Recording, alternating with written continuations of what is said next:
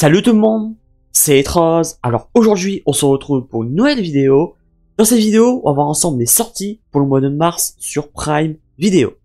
J'ai fait le même concept pour la plateforme Max et pour Netflix, donc n'hésitez pas à aller les voir. Et je ferai la même chose pour Disney+, et pour Canal+. Donc comme d'habitude, je vais énumérer les titres pour ce mois de mars sur Prime Video, en parlant un peu plus des titres populaires ou qui m'intéressent.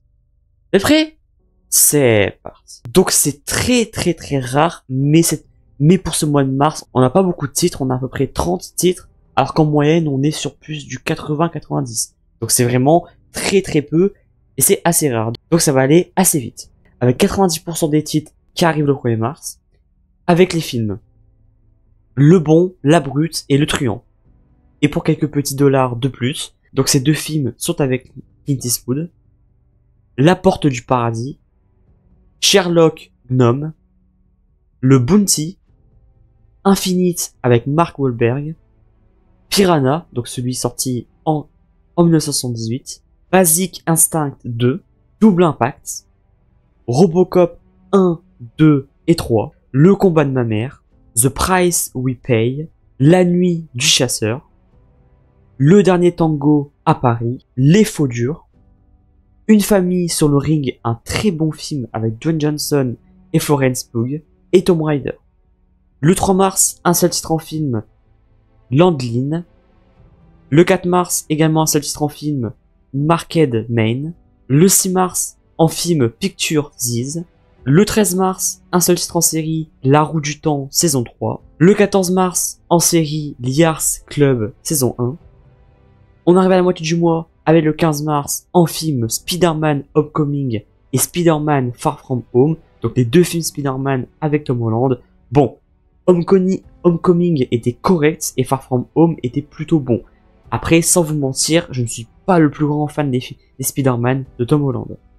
Et le Parrain 1, 2 et 3, la trilogie légendaire. On arrive bientôt à la fin, avec le 21 mars, un seul titre en film, Expandable 4, donc c'est le dernier opus de la saga culte, sorti récemment au cinéma, qui avait fait beaucoup parler de lui, avec des retours très négatifs. Mais bon, comme je dis toujours, il faut dans tous les cas se faire son propre avis.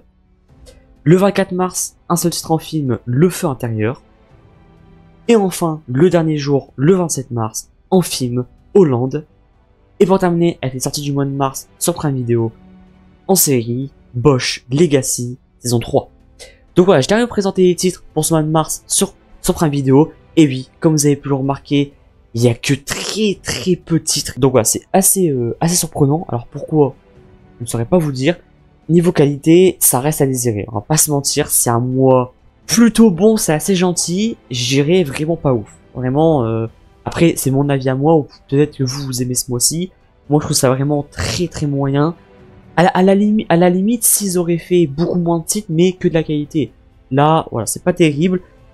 Surtout que dans 80% des titres, c'est vraiment que des vieux films. On a des films de 55, de 1960, 70, voilà, c'est des films qui sont assez vieux. Mais c'est pour ça, n'hésitez pas à me dire dans les commentaires les titres qui vous intéressent le plus pour ce mois de mars sur Prime Video. Alors moi, honnêtement, il y en a pas. Il y en a tout simplement pas. Bref, voilà, ça arrive, c'est comme ça. J'espère comme d'habitude que la vidéo vous a plu. N'hésitez pas à liker la vidéo et à partager si ça vous a plu comme d'habitude. Et surtout, à vous abonner et à activer la cloche des notifications pour ne rater des prochaines vidéos. C'est trop ciné. Portez-vous bien. Ciao.